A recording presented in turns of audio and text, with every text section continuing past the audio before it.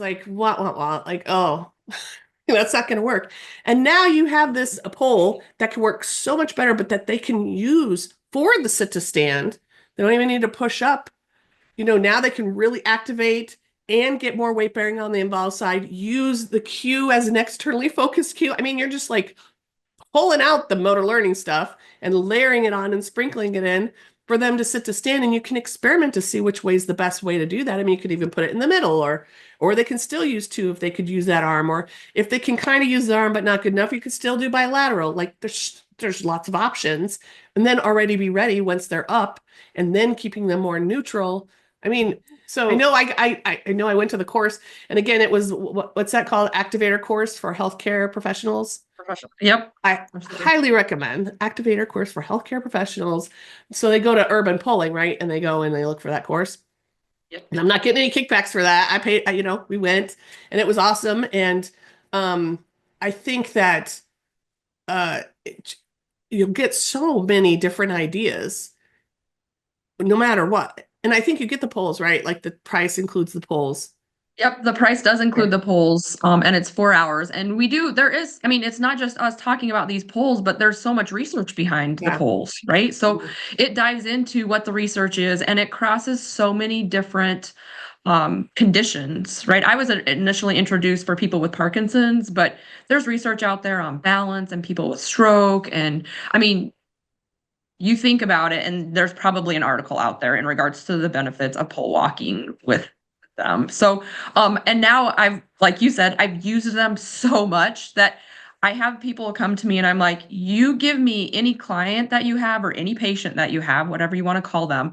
I could probably find an impactful, not just a way to use them, but some way that that person would probably that person would benefit from the poles, whether it be from walking instead of using a cane or a walker, so they're upright and symmetrical, or whether it be in an intervention to help them promote forward lean. I mean, whatever it Balance, is, baby. Balance, balance, baby. or one of the biggest things, like it's to build their confidence. Even like I see so many people treat stepping strategies and people that have balance issues in parallel bars, and they say it's because they want them to be safe and the person to feel confident, but I mean, that's not helping them. They're just improving their reaching strategies.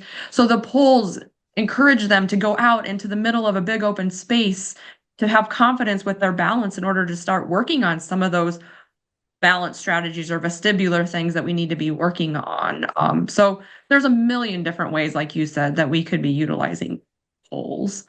So So that confidence component, and when you think about the sensory input that is provided when you're pushing down into that handrail and getting the lats, and so now you're getting more sensory input proximally, so because they're getting more activation.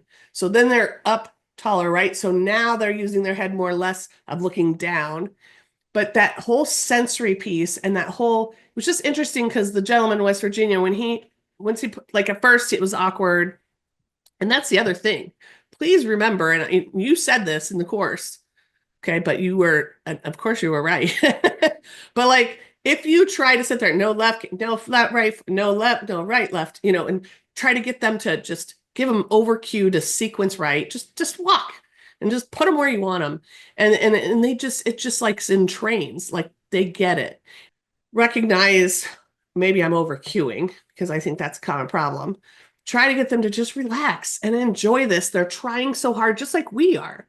Patients are trying so hard to think and do it exactly the way we want to make us happy. Everybody just needs to, and I can't tell you how many times I'm like, everybody, let's just take a breath and relax, and patients and therapists, and okay, now let's try the movement and how different it is.